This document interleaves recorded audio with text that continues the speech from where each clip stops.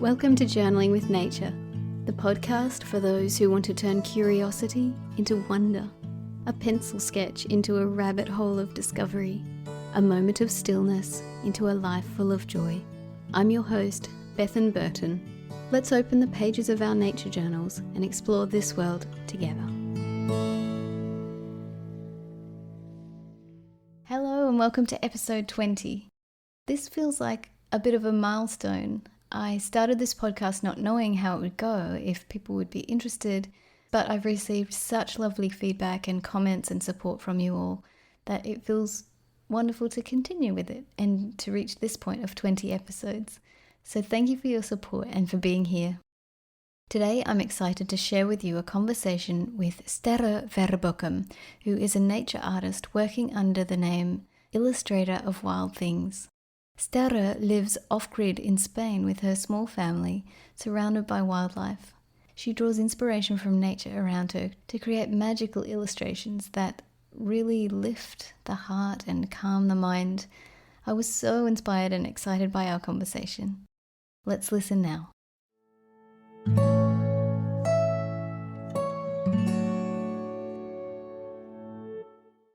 Thank you so much for being here with me. I'm excited to talk to you and learn more about your work and your life. Thank you so much for inviting me. It's a pleasure to chat with you. I usually begin by talking about early nature experiences, and I'm wondering, did you have nature in your childhood? Yes, I did. Although it was not like the big wild woods. I grew up in a city in the Netherlands. But always with a lot of pets around me, animals around me. And I've always been drawn to animals and the outdoors, but animals specifically as a kid. And I remember vividly as a kid, we sometimes found a crow that had fallen from the tree in the woods, and we raised those crows to so they grew up and then released them into the wild again. And I love that because there's this 8-year-old me with a big black crow sitting on my shoulder, and those kind of childhood memories are wonderful. Yeah. Those are really significant. In fact, we did that too. We raised wild birds. That we had a friend who was a veterinary nurse, and sometimes they had wildlife come in and they needed a home, and so we did the same thing. We had a bird called, it was a tawny frogmouth. Oh yes, it had those. This big mouth, and it would open up its mouth, and I just remember this big mouth, and we would pop some food in, and yeah, these memories really stick with you, don't they? Yes, absolutely, they do. And did you have art in your childhood too? Because now you're a professional illustrator, and I'm wondering what was that journey from being a child, growing up and becoming an illustrator? How did that happen? I was always one of those kids that was always drawing, and I was always drawing animals. So it was like from a young age on, it was already like, you're gonna do something with animals or drawing. Okay. It was just that easy. And now you do both. Now I do both, kind of, yes. So it was pretty obvious. I was just always drawing animals. I hardly ever draw people or houses or something. It's always animals with me, and I guess I always will do that. And I grew up, my mom was very creative, and she always made things with me out of paper mache and clay, and we drew and we made stuff together, and that was awesome. So yeah. That's so nice. That's so nice. And did you study art, or are you self-taught? I studied art at the art academy, but I actually studied graphic design. And I never felt I really fit in there, because I was supposed to draw. I don't know. There wasn't really much drawing. There was kind of typography, Dutch design vibe, if you get my idea. So I was always like finding my way there, and it wasn't until after art academy that I really felt like, but this is like the way I want to go and the way I feel I want to go. And now it just all seems really obvious, like in hindsight. it's like, oh, of course. But right then it was really like a discovery, like, oh yes, I should just do the outdoor thing. So I should just draw the animals, just draw the wild animals, wild birds. Yeah, so you sort of found your niche in a way. Yes, absolutely. Yeah. So now you're a professional illustrator and you create digital images of nature for publications and books and magazines.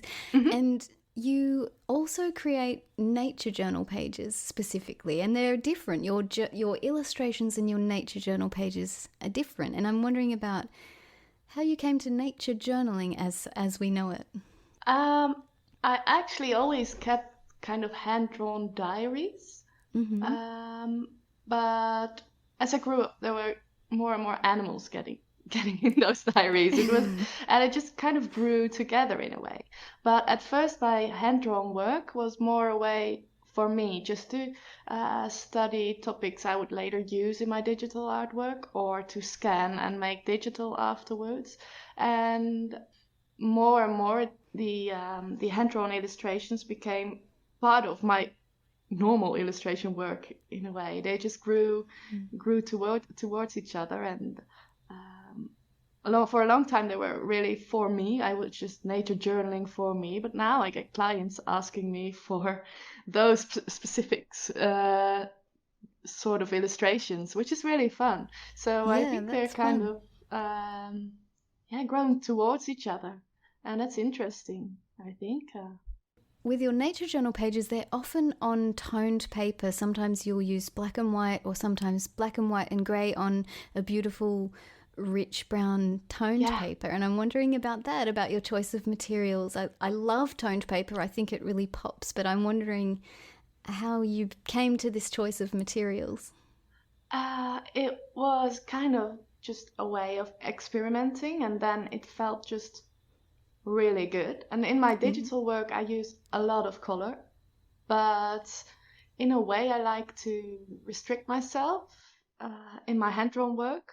Like if you only use black and white, you find out a lot of things about shading and other ways of adding depth to your work. And it's like if you're limited in your materials, it gets you to experiment more easily and go deeper into how to use that material. So I'll probably add another material later on, or might take something away, but it just happens gradually.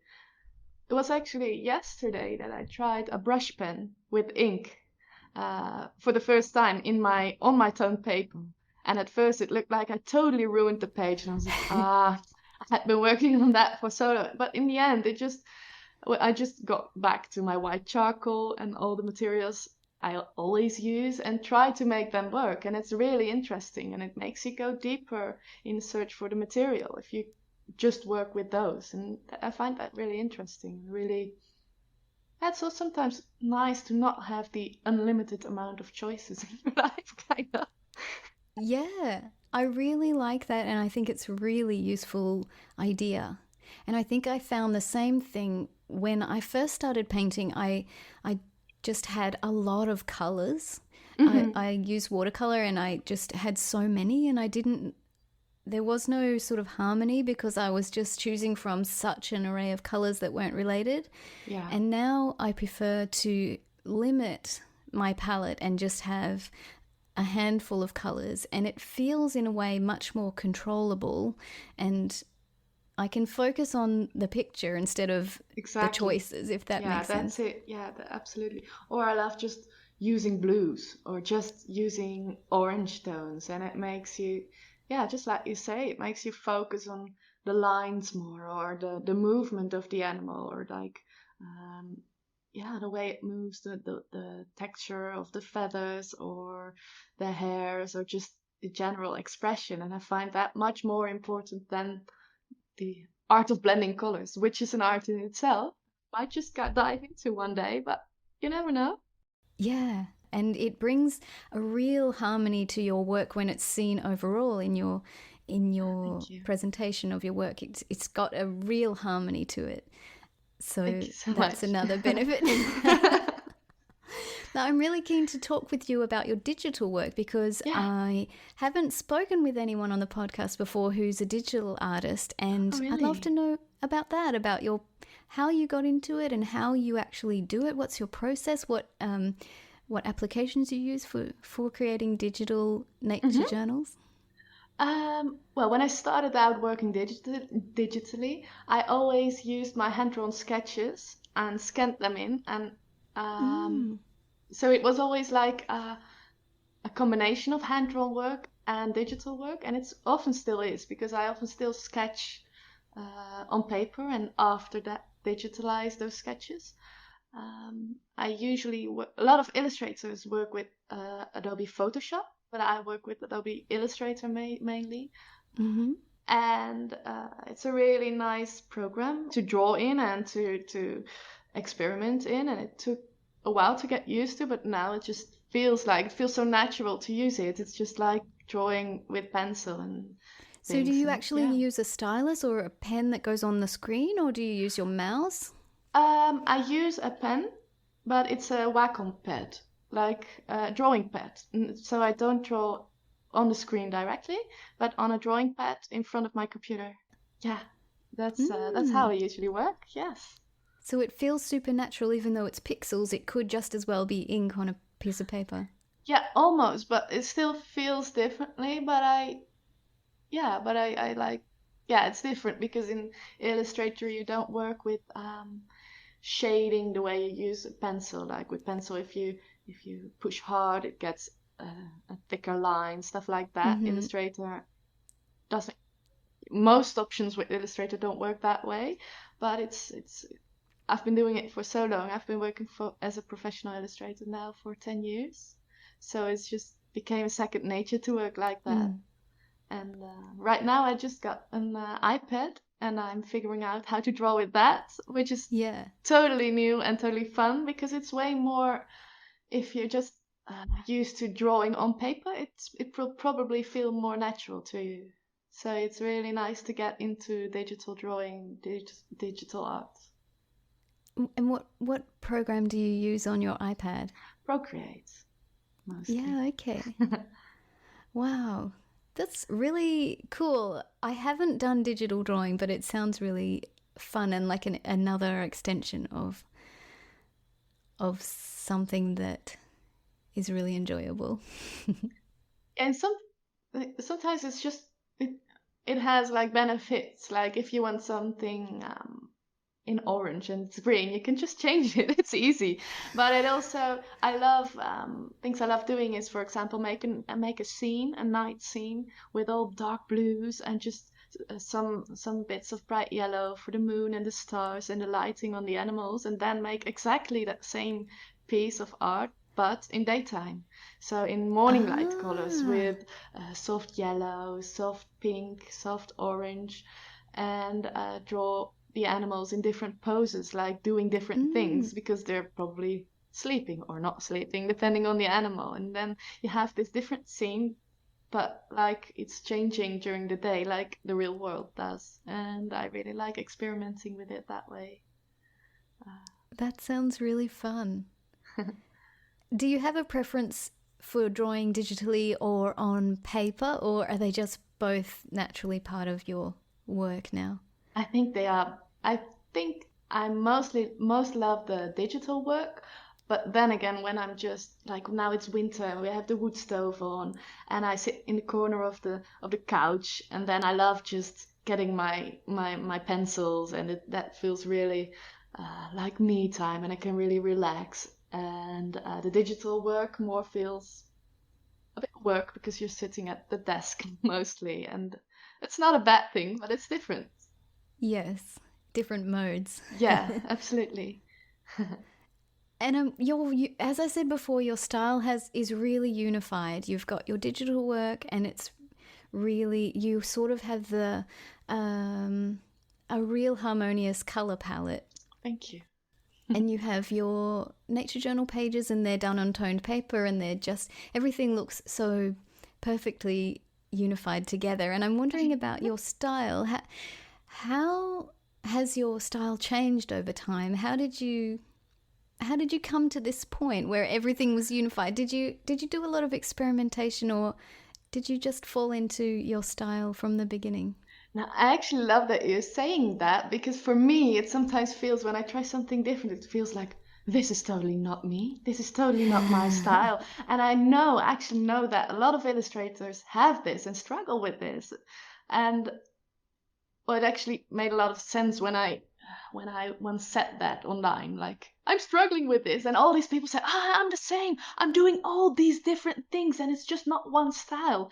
And like someone from the outside would look at it and say, "Wow, your style is so unified." And I'm like, "Huh? Yes. What? But I'm doing all these different things. How?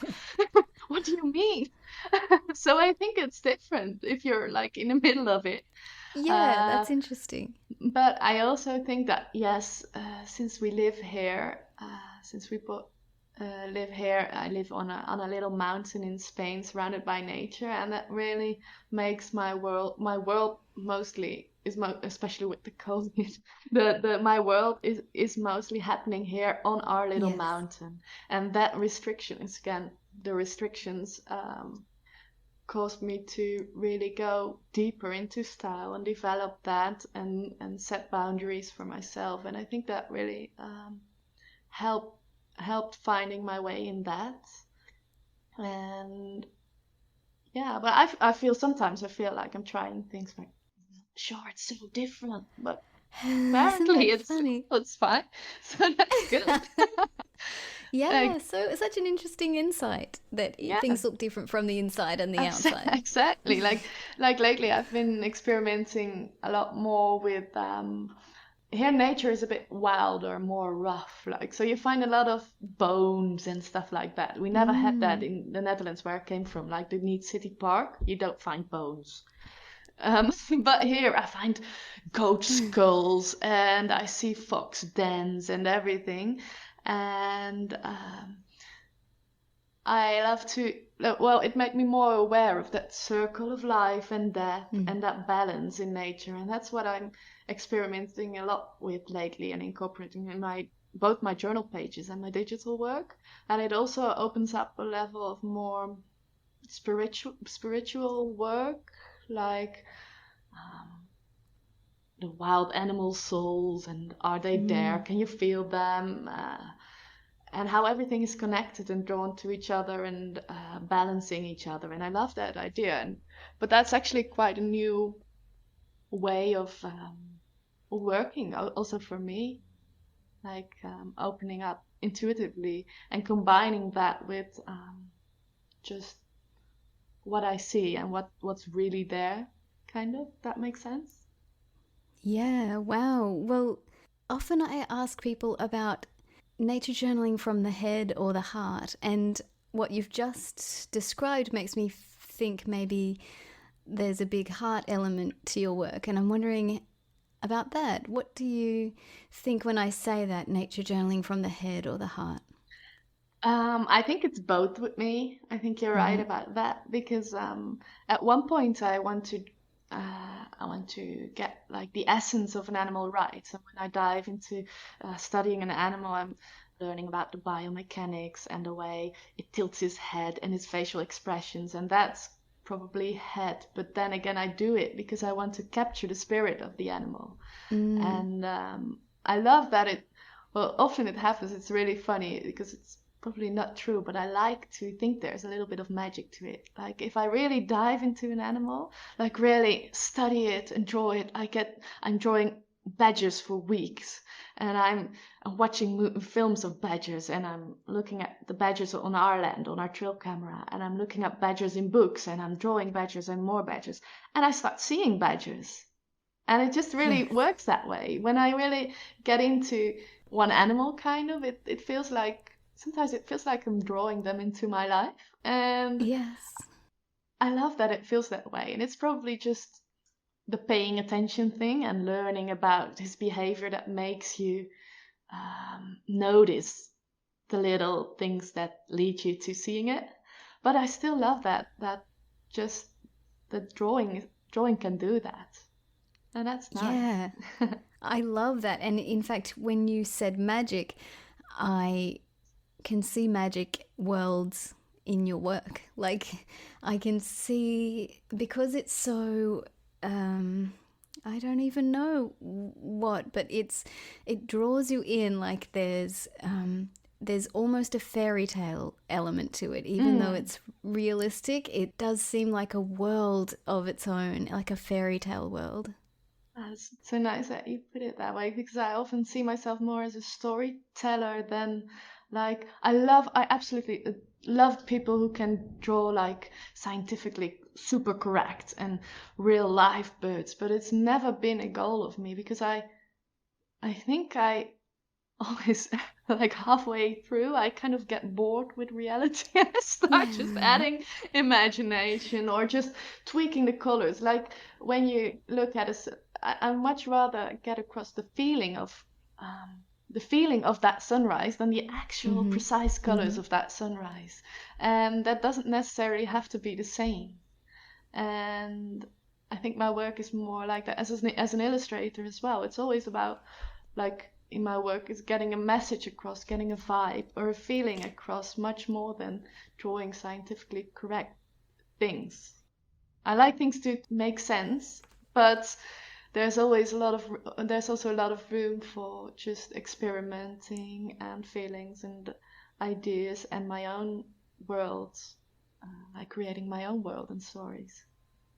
Yeah, and that comes across so beautifully because, like you say, it's a vibe or a feeling or a mood. And when I see some of your pictures, it's like fox in a scene in the moonlight, like you said, and it's the feeling, like, what would it be like to sit in that forest in the darkness with the moon coming through the trees? And that's the feeling you get. You almost feel like you could be there in that fairy tale Mm. world. That's good. So you mentioned your home, and your home has a beautiful story because you live on a Yes. mountain with your family and you're off grid. Yeah, So exactly. you're in Spain, you're on a mountain off grid, Hmm. you're generating your own electricity. That's right. I'd love for you to talk about that. That in Mm. itself is an amazing story. Yeah, well, we bought this. We live here in like an old Spanish farmhouse, and we're all renovating it. We weren't looking for a fixer-upper, but we just fell in love with the land. And we said, like, oh well, let's do it. So now Yep. we're renovating this old Spanish farmhouse, and it's on top of a little mountain, and it's surrounded by 8 hectares of wild land, and most of Wow. that land is really rough and untamed. And there's wild olive trees and almond trees and a lot of pine trees as well. Like you have a lot of places in Spain where the area is quite open, but here it's there's a lot of green. It's always green. Doesn't matter which season you're in, it's always green because there's so Yeah. many evergreens. And a lot of it's very rocky, and there are foxes living here, badgers. I just discovered wild mountain goats. They actually make it Oh, wow. to our land. I didn't know that, but I just saw them a few times. And I have 2 horses, and with them I explore my little mountain and all the mountains around us. Like we can see the highest mountain of our province from our little mountain, and it's called Wow. Mountain Peñagolosa, and it's really beautiful when you see the sunset. And every morning when we open our window, we see um, the sun rise from behind the mountains, and it's so different from living in the city. And it's not Mm. because until you really live here that I realized, like, oh, I never really saw it like this. Like we really start the day with sunrise every day, and it's so beautiful. It's never the same. Yeah, but about the off-grid part, yes, we live off-grid, so that means we're not connected to main electricity sources or water sources, and we catch our own rainwater, which doesn't really get us through the whole year, but for the most part it does. We're still trying to improve that because, like, when we bought this house, there was no electricity. There was nothing. It was so old that we really had to, yeah, to improve that. The bathroom was like but you couldn't really call it a bathroom, and the kitchen was, I don't know, maybe 100 years old or something.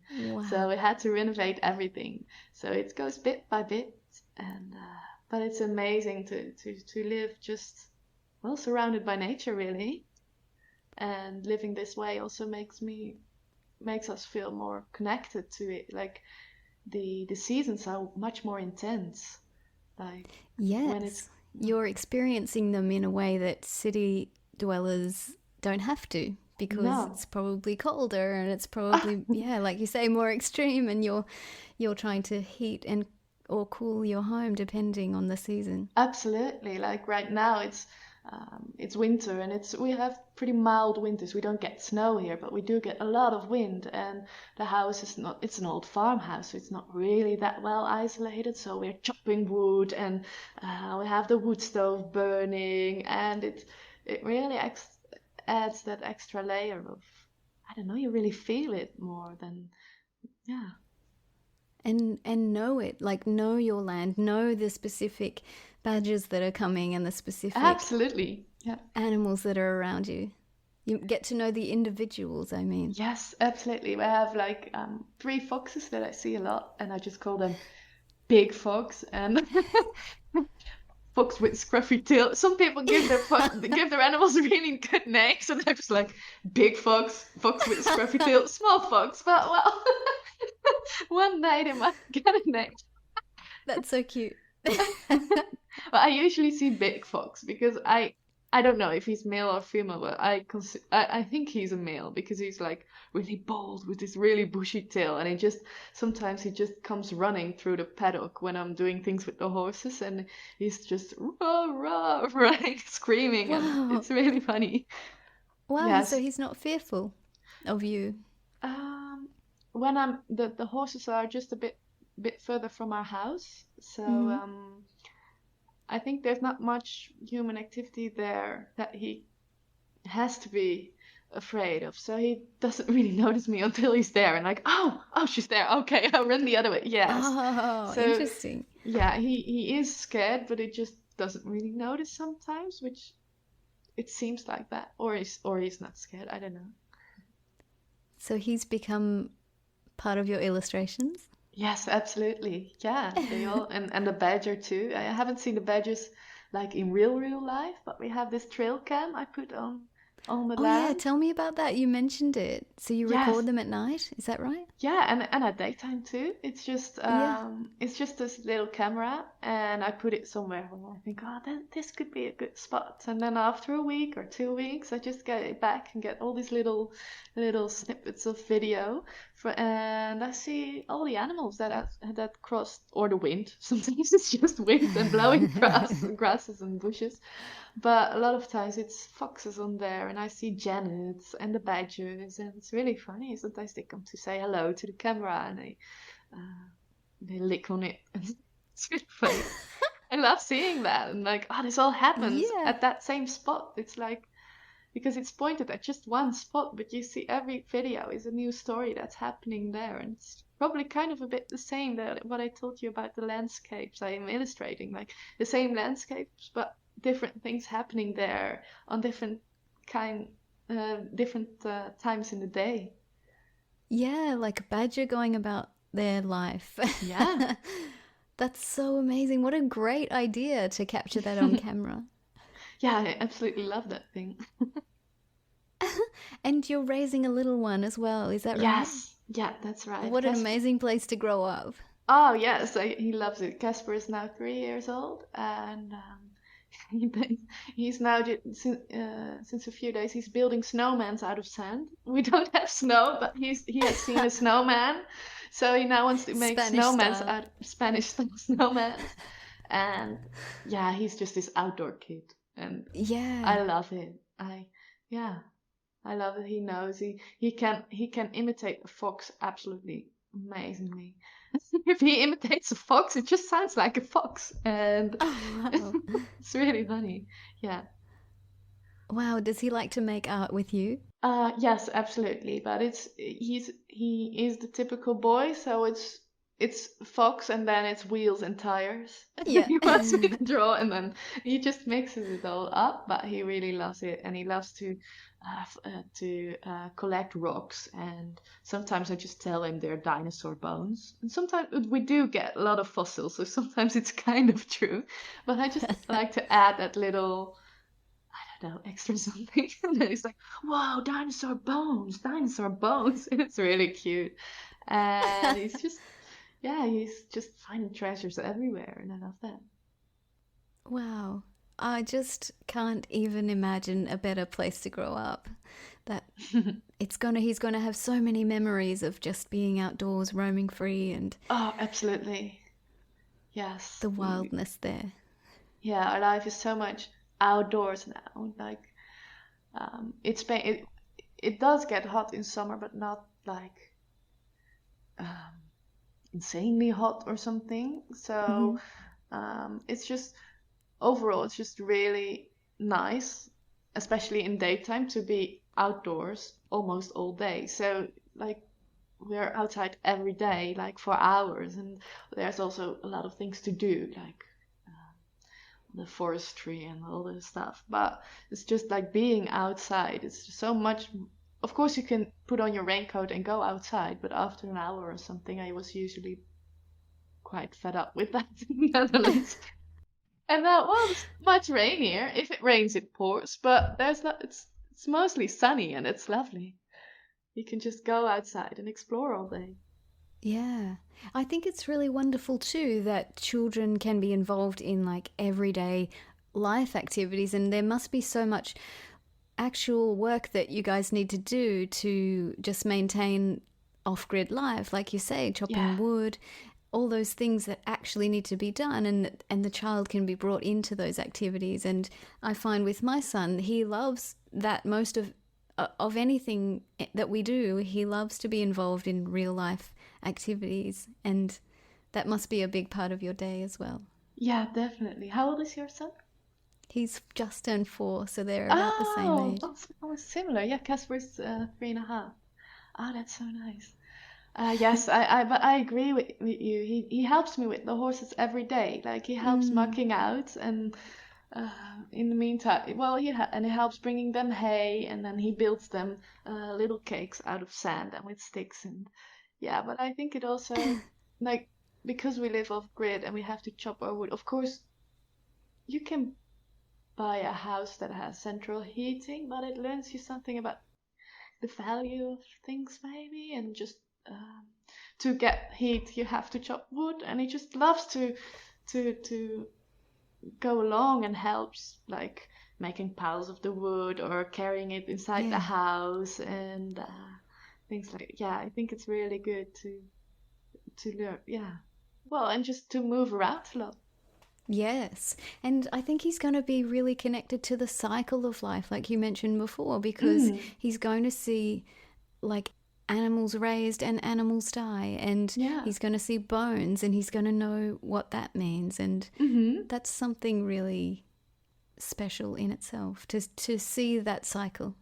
Yeah, it feels more like often I think we're just not missing that connect. We're like missing that connection in nature. We're like, there's so much bricks and city life between us and nature, and I Yes. love that there's so many ways to connect with nature, and even in a city you can of course do that, but for me to be this far in the middle of it feels really good. It feels really natural, and that really gives me a lot of inspiration too. And uh, yeah, I just hope that he grows up having all these fond memories of living here, growing Yeah. up on our little mountain, running with the dog, finding I don't know what things. And yeah, that's really cool. Oh, so beautiful. And there's another piece to your work. So you're an illustrator, but you also create apps. And the apps Yeah, that you that's true. create, they aim to help people connect with nature and with mindfulness. I'd love for you to talk about the apps that you create. Yeah, that's something I do together with my husband, and make we've been making apps together for 5 years now, Mm, and it started out like me drawing these nature nature illustrations with the idea of how can you get that feeling to other people? Can you bring that across? Like for me, it was always a way to connect with nature, but also connect with myself and to get more mindful. And I was like, when we started, I still lived in the city, so I went into nature to calm down, get inspiration, and then I came back. And we realized that was something a lot of people must be missing, or that a lot of people don't always have the possibility to go into nature, or maybe it's something they remember from their childhood, but it's not like a really part of their daily life. So that's how we started making those apps. They're like illustrated landscapes that are just slightly animated, just a little bit, just to get the vibe across. And it's not like a little movie, but really a bit like a snow globe. That feeling, just some parts are moving, and then we have these soundscapes we add to it, so you can listen to it. And really, with your headphones on, you feel like you're immersed in nature, and you can relax and slow down a little. And a lot of people use it to fall asleep better, for example. And we also have guided meditations in them for people who want to have a bit of help with that. And I actually write those meditations myself, and I always try to connect with nature in those meditations, like give your worries to the lake, and it's for example, like put your thoughts, your worries on a leaf which you put in the lake, and let them drift away on the stream, and then you have the sounds of the lake helping you to really do that. And that's You're making me relaxed just by talking about it. And I'm sorry. No, go ahead. No, it's just a really different way, because like a lot of, it's easy to see the app world and the world of apps and the world of mobile phones as a distraction from nature, and the world that's going fast, and we only have to play games on the telephone, and it's only distraction, and it's only bad. But I think that if you can use it to your benefit and use it this way, it can also really just add something. And it's for people to find out you can do that too. It can be a really beneficial thing for you as well, and I really like to explore that, and to show there's a different way to use your phone. You can also mindfully use your phone to help you connect with that moment and with nature. And even if you're not really there, if you cannot make it to the forest to fall asleep, you can just, but you can, but you still like that forest vibe and the soft wind and the owl hooting, and your telephone can actually help you with that to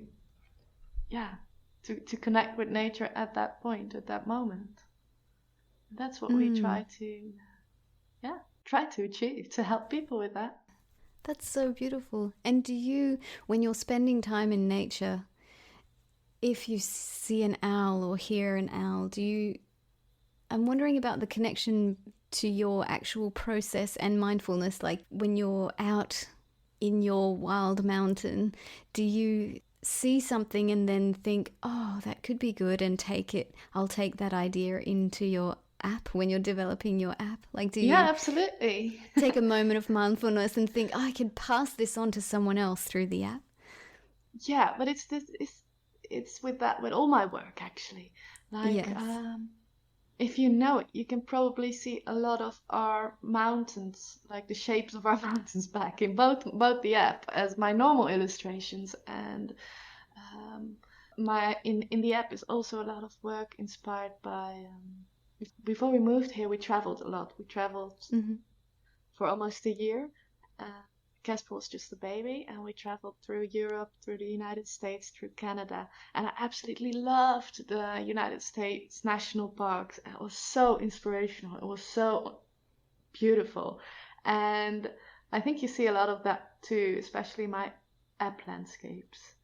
We want to make those landscapes attractive to everyone from all around the world, and that those landscapes really made a huge impression on me. But also I wanted to draw bears, but I couldn't because Mm. I feel like when I haven't seen an animal in real life, it's hard to draw.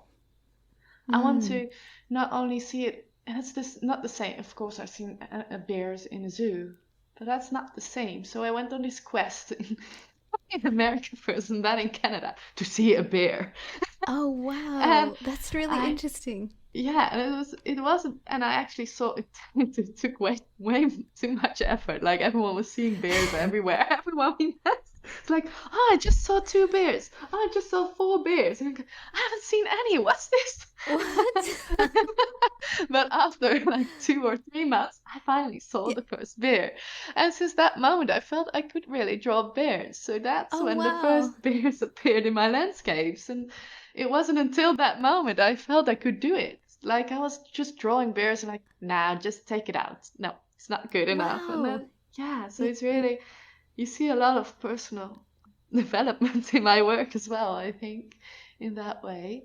Um, yeah, but that's just one thing how it works in my mind, I apparently. love that. I absolutely love that story. Can you tell me the details of your first bear encounter? What did you actually see? Where did you see it? Oh, we actually went on a boat, Mm-hmm. and it was like one of those, yeah, it was just one of those bear tours, but we just Okay. went on a Yeah. really tiny boat because we were Mm-hmm. carrying a baby and we wanted to, Yeah. we didn't like the whole big group experience, so it was just this old Mm-hmm. shipper on his boat and us. And it was really a lovely experience because it was really relaxed and it was on this lake and were old shipwrecks to be seen.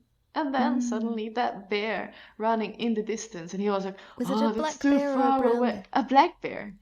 And Oh the wow. shipper was like, "Oh, it's too far away. It's not any good." And I'm like, "Oh, it's a bear!" He, of course, had no idea. I had been like You're on a wanting to quest. You've see. seen. Yes, I'm like, yes.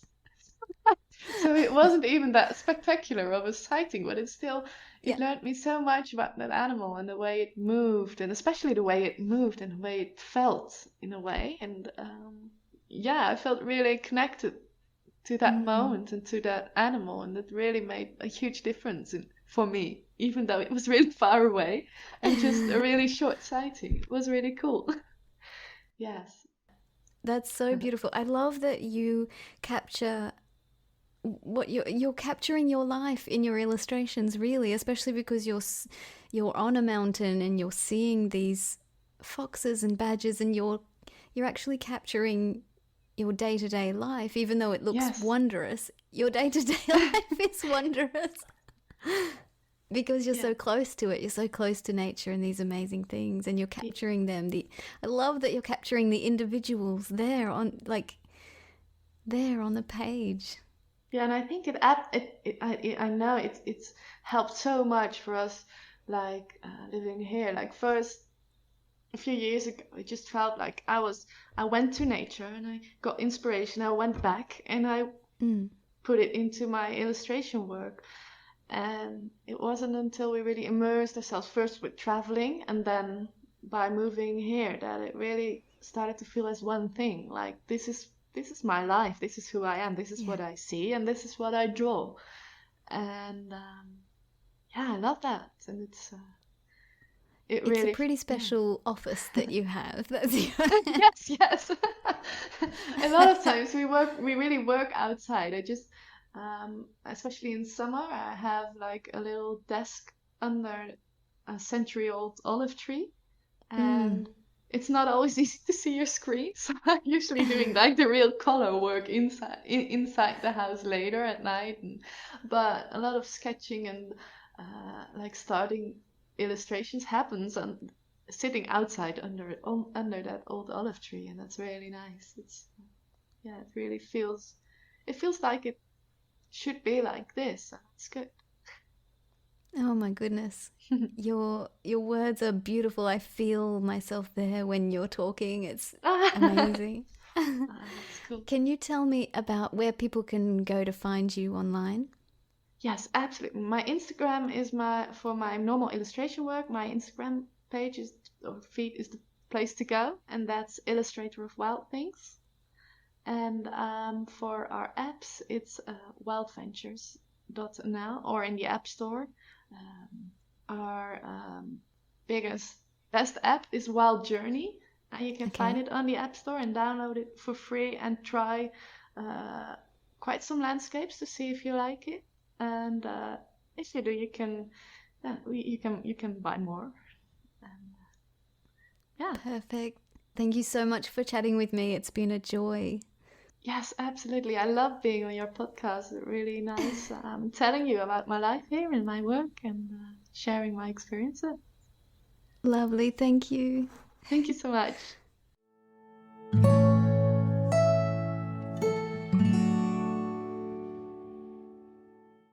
I hope you enjoyed this conversation with Sterre. I find her full of sunshine and laughter, and the conversation made me smile so much.